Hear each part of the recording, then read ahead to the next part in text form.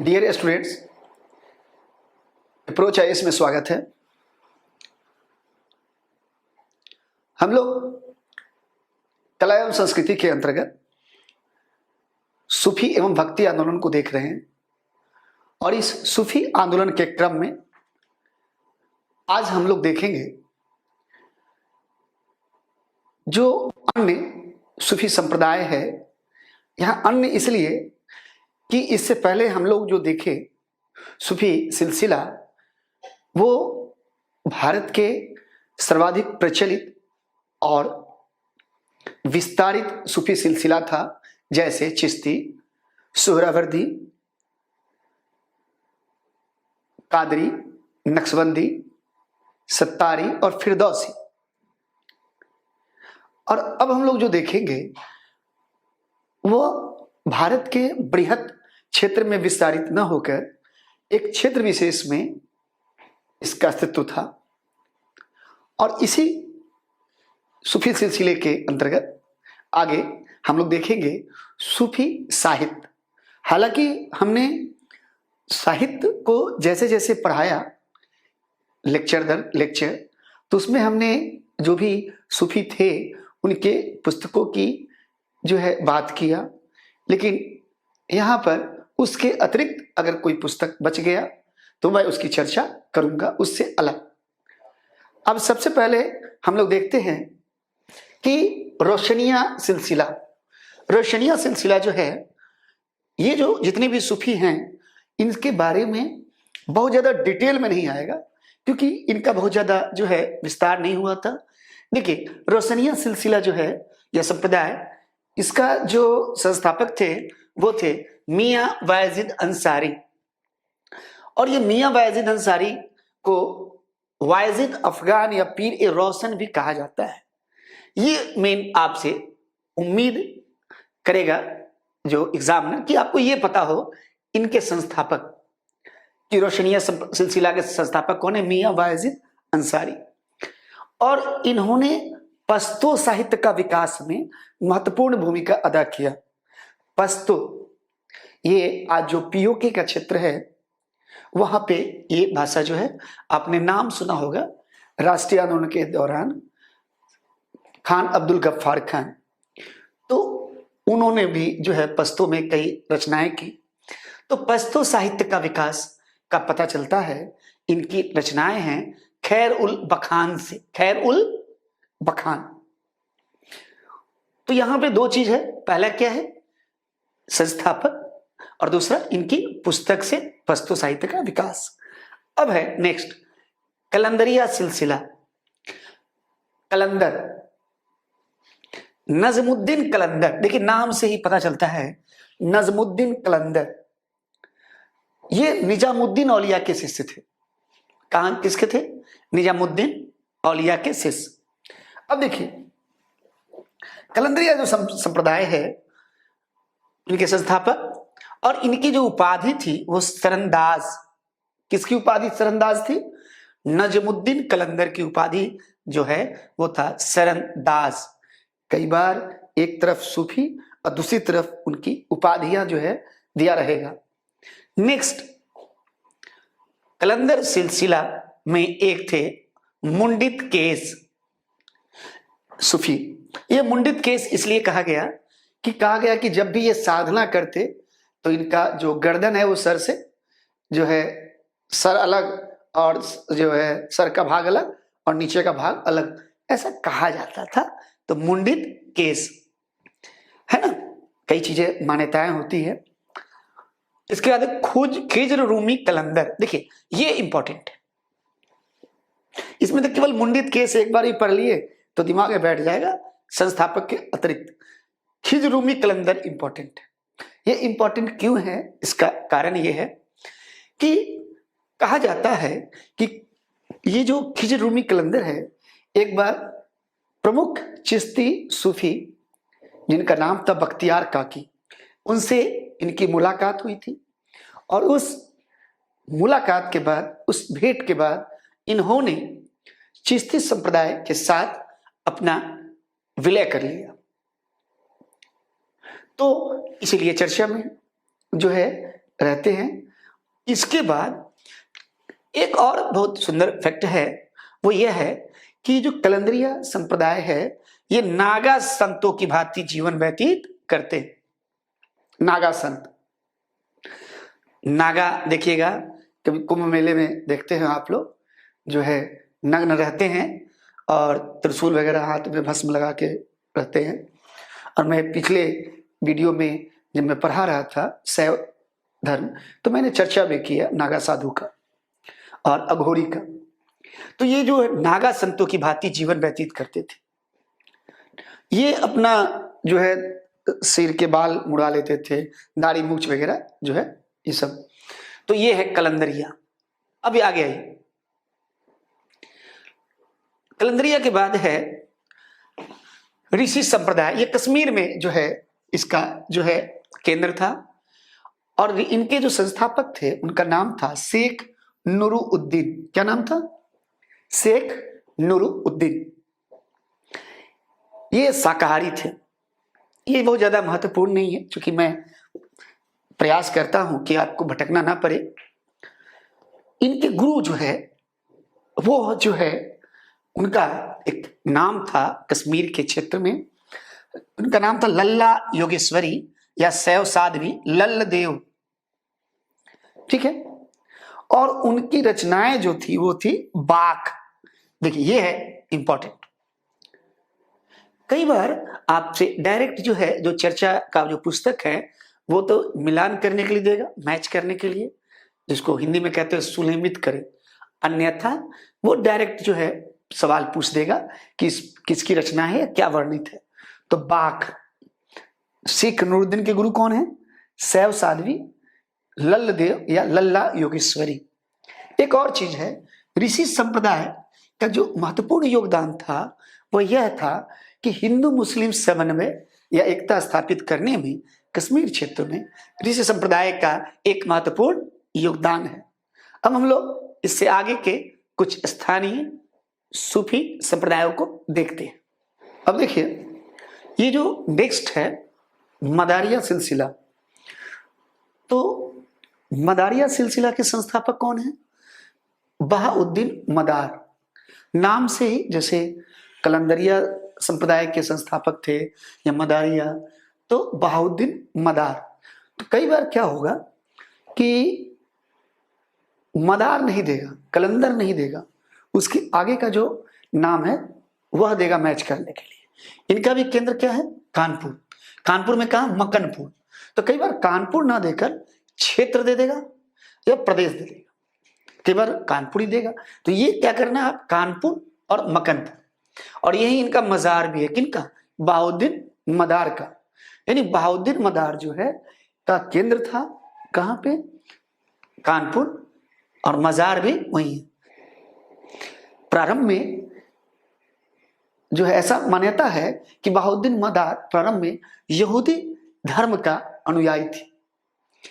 अब देखिए नेक्स्ट है महदवी आंदोलन। संस्थापक कौन है? सैयद मोहम्मद। कहां के हैं? ये जौनपुर के हैं। कहां के हैं? जौनपुर के। एक और चीज है,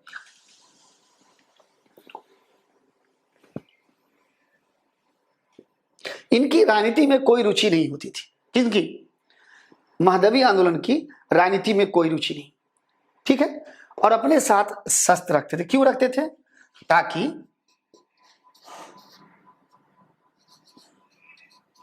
शरीयत विरोधी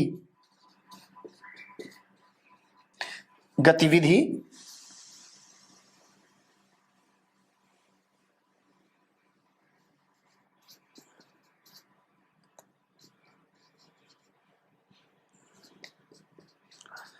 नियंत्रित किया जा सके।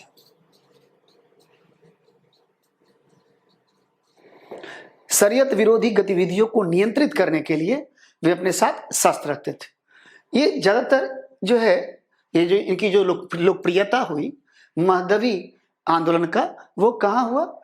ये हुआ आपको दक्षिण के प्रदेशों में, और इनका केंद्र कहाँ था? अहमदाबाद। अब आइए देखिए कुबराबिया सिलसिला। केंद्र कहाँ है? कश्मीर। प्रवर्तक कौन है? बहुत बड़ा नाम है, कश्मीर का मीर सैयद अली हमदान, केवल इतना ही काफी है। एक और है तरीका ए मुहम्मदिया, सैयद अहमद, ये बरेली राय बरेली के थे, राय बरेली।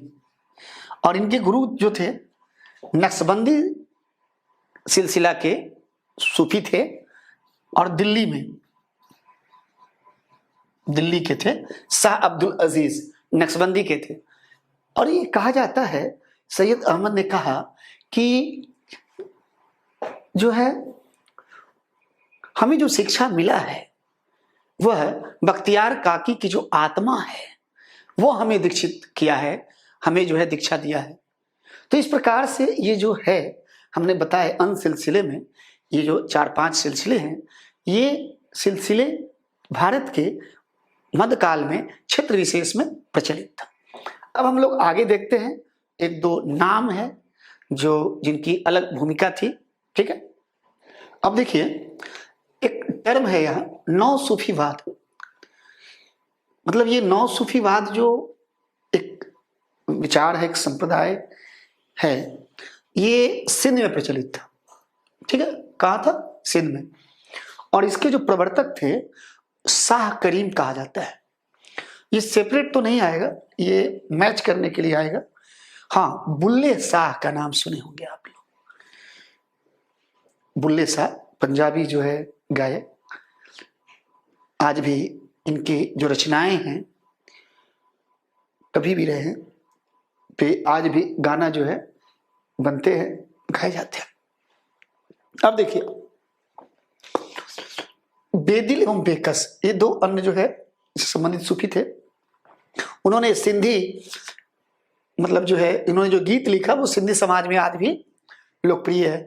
तो इतना नहीं, अगर आप बुल्ले शाह याद है आपको चल जाएगा। और कहाँ पे? सिंध याद रखिएगा, वह लोकप्रिय है और शाह करीम इसके प्रवर्तक है। ये 3 चीज से काम चल जाएगा। इसमें सबसे इंपॉर्टेंट है बुल्ले शाह। अब देखिए ये बहुत इंपॉर्टेंट है, ठीक है। और मैं जितना भी पॉइंट बताऊं उसको आप सब ध्यान रखिएगा। ये जो मसूद गाजी है या मसूद सलार गाजी, ये महमूद गजनवी के सेना के साथ आए थे। इनका प्रारंभिक जीवन एक सैनिक के रूप में था, परंतु बाद में सूफी हो गए। एक और चीज है, जब इनकी मृत्यु हुई तो बहराइच में इनकी क्या है समाधि वो बनाई गई, मजार, ये समाधि कर सकते हैं आप। और सर्वप्रथम इनका वर्णन जो मिलता है अमीर खुसरो के एजाज खुसरवी में।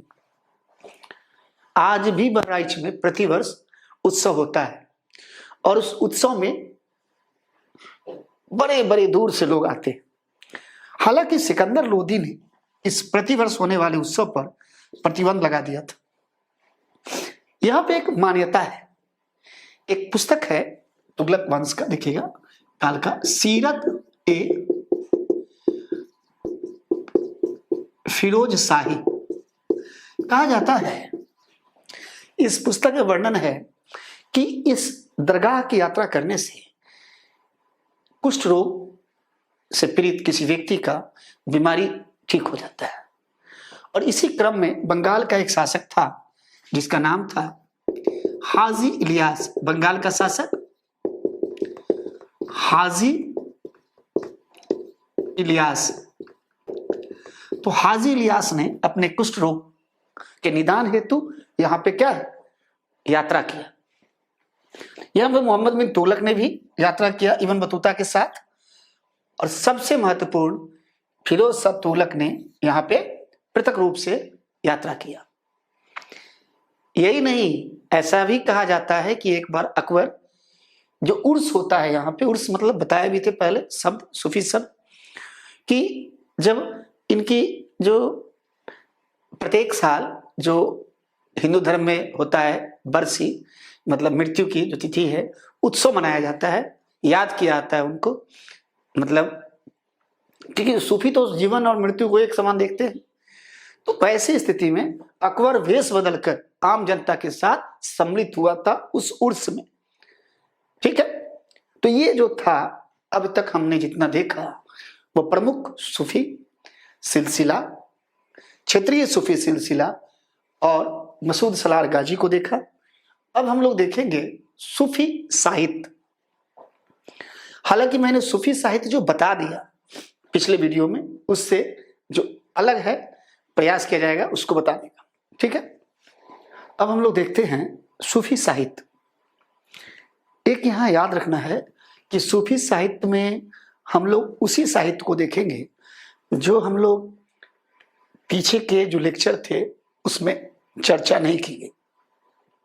दरअसल क्या है, बहुत सारी सूफी साहित्य की जो बात है, हम लोग जब सूफी पढ़ रहे थे, जैसे चिश्ती का कोई आ गया या सरहिंदी आ गया, नक्शबंदी का, तो उनकी रचनाओं को हमने देखा।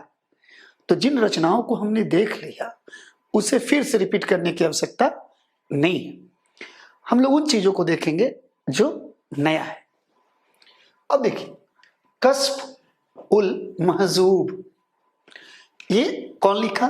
अल हुजवीरी। अब यहां एक चीज याद रखना है कि ये अल हुजवीरी जो है, इसको लिखा था कहां? लाहौर। और इसका जन्म जो हुआ था वो अफगानिस्तान क्षेत्र में हुआ था। कहा जाता है, इसकी महत्ता क्यों है?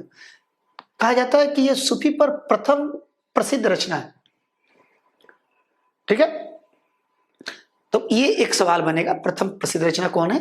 ये प्रथम सूफी जो प्रमुख है रचना वो है कश्फ उल महजूब। दूसरा है मलफूजात, जिनका ऑप्शनल हिस्ट्री होगा, आया भी था कि मलफूजात के बारे में लिखने के लिए एक बार। सूफी संतों की बातचीत का संकलन क्या है? मलफूजात। ये दे देगा कि मलफूजात क्या है, ABCD। तो एक ऑप्शन ये होगा। और सबसे जो प्रामाणिक जो है मलफूजात कहा जाता है, फवायद उल फवाद। ये किसका है? अमीर हसन सिज्जी देहलवी। ये वही अमीर हसन देहलवी है जिसको क्या कहा गया? भारत का शेख सादी, ठीक है। तो सबसे प्रामाणिक जो है चिश्तियों की और आधिकारिक रचना जो है मलफूजात के रूप में कौन है? फवाद उल जो है फवायद उल फवाद। बातचीत किसका? सूफी संतों का। इसमें निजा मुद्दीन औलिया की जो बातचीत हुई है सूफी संतों के बीच, उसका भी इसमें संकलन है। तो ये बहुत फेमस है। अब आइए नेक्स्ट, मकतूबात। ये भी बहुत इंपॉर्टेंट है। यह है सूफी संतों द्वारा अपने अनुयायियों एवं सहयोगियों को जो भी पत्र लिखा गया, पत्रों का संकलन सीधा जो है वो है मकतूबात। और सबसे प्रसिद्ध मकतूबात कहा जाता है मकतूबात ए रब्बानी। कौन? नक्शबंदी के प्रसिद्ध सूफी थे शेख अहमद सरहिंदी, उनकी मकतूबात को कहा जाता है। इसके बाद है तजकीरा। क्या है? एकदम डायरेक्ट आएगा ये सब टर्म। तो सूफी संतों की जीवनियों का संकलन, स्मरण, जीवनी है तो क्या है? तजकीरा। और सबसे बेहतर तजकीरा का उदाहरण है सियार उल औलिया, मीर खुर्द किरमानी का सियार उल औलिया, ठीक है। और दूसरा है अखबार उल अखयार, अब्दुल हक। ये अब्दुल हक किसके काल में लिखे थे? जहांगीर और अकबर के काल में कहा जाता है कि इसकी रचना किया। उतना नहीं डीप पूछेगा, बस किताब और जो है और तजकीरा और किसने इनकी रचना किया। तो इसमें केवल एक लाइन पहले तो याद रखना है, मकतूबात क्या है? पत्र का संकलन, तजकीरा जीवनियों का, मलफूजात बातचीत का संकलन। और सब में एक दो उदाहरण है, उसको आप देखेंगे। अब आगे देखते हैं कि और कौन कौन से सूफी साहित्य है, ठीक है। अब देखिए कुछ अन्य जो है सूफी साहित्य है, कुतुबुन द्वारा रचित मिर्गावती। हालांकि इसका चर्चा मैंने पहले भी किया है, मिर्गावती, ठीक है। मंझन का मधु मालती। इसे बस एक बार देखने की आवश्यकता है, बहुत ज्यादा रटने की जरूरत नहीं है। जायसी, इन्होंने भी सूफी से संबंधित बहुत सारी रचनाएं। तीन का पद्मावत तो सब जानता है। ये वत जहां पे है, जैसे कन्हावत, अखरावट, आखिरी कलाम 12 मासा। तो कई बार दे देगा कि जायसी अगर मान ली चर्चा में रहे किसी कारणवश, तो निम्न में से कौन जायसी की रचना है या नहीं है। चित्रावली, ये प्रेम काव्य है उस्मान का, चित्रावली। फिर है इल्म उल किताब मीर दर्द, इसको बस एक बार देख लीजिएगा। लवाए या कवाली उस शम्स शेख हमीउद्दीन। इसके बाद है से खैर उल मजलिस, ये लिखा हमीर कलंदर ने नासरुद्दीन चिराग देहलवी को समर्पित। ये बहुत बड़ी जो है रचना है। योग कलंदर सैयद मुर्तजा, ये भी इंपॉर्टेंट है। और तौहीद ए वजूदी नासरुद्दीन चिराग देहलवी को, ये 3 प्रमुख रचना है।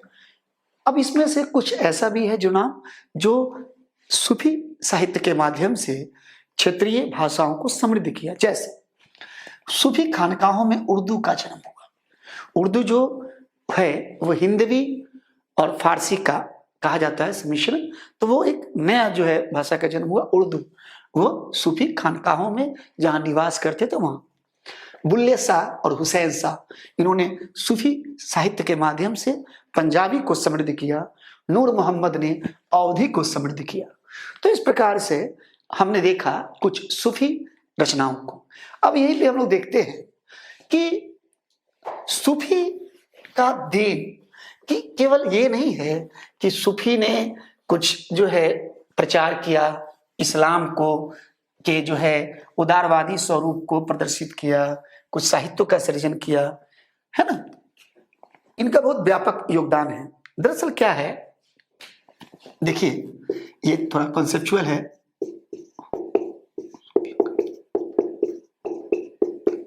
देखिए सबसे बड़ा योगदान क्या है, सूफियों ने इस्लाम के उदारवादी जो स्वरूप है उसको जनता के समक्ष रखा। कौन सी जनता?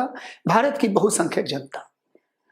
इन्होंने इस्लाम के जो समतावादी स्वरूप है उसको भी लाया। तो कहीं ना कहीं भारत का एक वर्ग जो इससे प्रभावित हुआ और इस धर्म को न केवल अपनाया बल्कि हिंदू मुस्लिम एकता जो समन्वित कल्चर है, जो समन्वित संस्कृति है, उसको समृद्ध करने में अपनी भूमिका का निर्वहन किया। एक और चीज, संगीत, जो संगीत है उस क्षेत्र में इनका अहम योगदान है। कहा जाता है कि तबला सितार वगैरह जो है, जो वाद्य यंत्र है, अमीर खुसरो द्वारा जो है इसकी इजाद किया गया, खोज की गई। सूफियों ने ईरान के जो राग था उसको भारत से मिश्रित किया। समा यानी हमने बताया पहले भी, समा यानी संगीत। सूफी ईश्वर को प्राप्त करने का संगीत को एक माध्यम मानते थे। इस प्रकार उन्होंने संगीत को समृद्ध किया। अपनी खानकाहों में जहां वो निवास करते थे अनेक प्रकार के राग का इजाद हुआ। कव्वाली का नाम सुने होंगे आप, गजल का नाम सुने होंगे।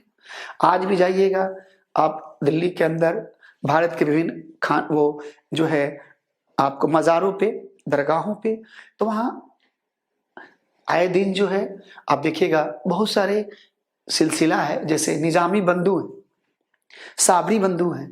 तो ये लोग आज भी उस परंपरा को कायम किए हुए हैं। केवल कव्वाली ही नहीं, गजल देखिएगा, ये सब भारत की नहीं है।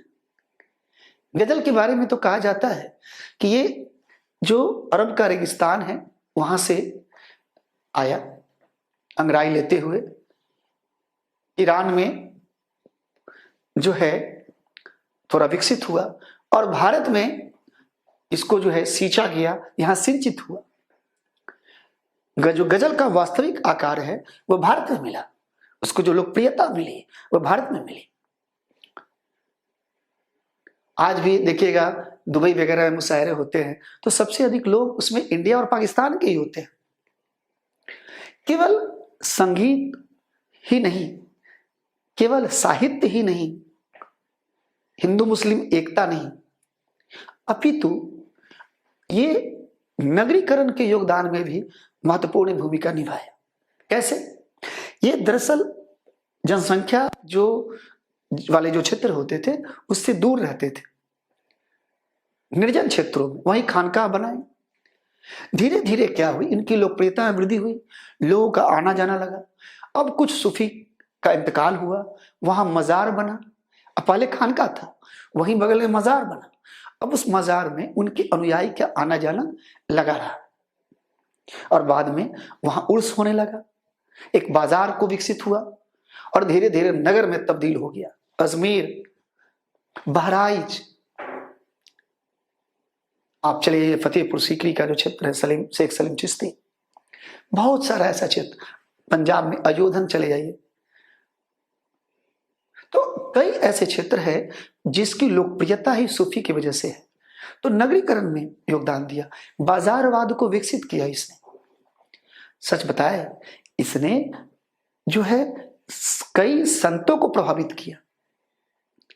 कई सूफियों ने स्वयं को विष्णु और से जोड़ लिए, हिंदू देवी देवताओं से अपने आप को जोड़ा, हमने देखा भी। तो कहीं ना कहीं आप इस्लाम का, आप ये कहिए भारत के अंदर जो उदारवादी स्वरूप है वो हमारे सामने प्रस्तुत हुआ। तो इस प्रकार हम देखते हैं कि सूफियों का व्यापक जो है योगदान है। सूफी संतों ने जो भक्ति आंदोलन है उसको भी प्रेरित किया, उन्हें इंस्पायर्ड किया। इन लोगों ने इस्लाम के अंदर जो कुरीतियां थी उस कुरीतियों को भी दूर करने का प्रयास किया, और यही वजह है कबीर और नानक जैसे लोगों ने जो है सूफीवाद से प्रेरित हुए। हालांकि कई चीजें उनकी मौलिक भी थी, लेकिन वो सूफियों से भी, इस्लाम के इन विचारों से भी प्रभावित हुए। तो इस प्रकार से हम लोग सूफी आंदोलन देखे, और अब हम लोग जो मिलेंगे नेक्स्ट जो है लेक्चर में, तो हम लोग देखेंगे भक्ति आंदोलन, किस प्रकार से दक्षिण भारत का भक्ति आंदोलन विकसित हुआ और उत्तर भारत में इस्लाम आने के बाद। मैंने जितना भी पढ़ाया, वीडियो को बहुत बड़ा करने का प्रयास नहीं किया, लेक्चर को नोट डाउन कीजिए, समझने का प्रयास कीजिए, और इसके बाद उसको कहीं कोई प्रॉब्लम है तो नीचे जो है आप देखिएगा डिस्क्रिप्शन में दिया हुआ है, आप मैसेज कर सकते हैं, पूछ सकते हैं। मैं बार बार बताया पहले भी, कोई भी समस्या है ना, कॉल भी है, फोन नंबर भी दिया हुआ है, तो मुझसे पूछिए, पढ़िए। कोई समस्या हो, ये नहीं कि मैं दे दिया उसको आप जो है बस एक फॉर्मेलिटी नहीं होनी चाहिए। और ये क्लास की तरह है, ये नहीं कि अभी जो है ये ऑनलाइन है, लॉकडाउन है, इसको आप कीजिए। ठीक है, अगली बार मिलते हैं हम लोग, भक्ति आंदोलन एक नया जो है एक लेक्चर शुरू करेंगे, एक अध्याय शुरू करेंगे। धन्यवाद।